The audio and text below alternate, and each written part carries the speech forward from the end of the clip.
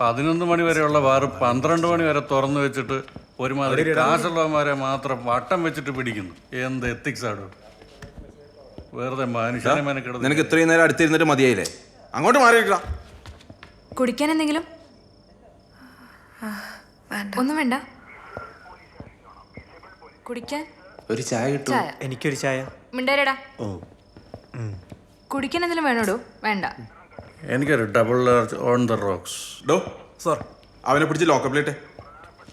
അവനുള്ള പെഗ് നമുക്ക് അവിടെ കൊടുക്കാം. എഴുന്നേക്കടാ. ഞാൻ ഓക്കെ. അവന്റെ ഒരു NRI നീ സെല്ലിലേക്ക് പോകണം.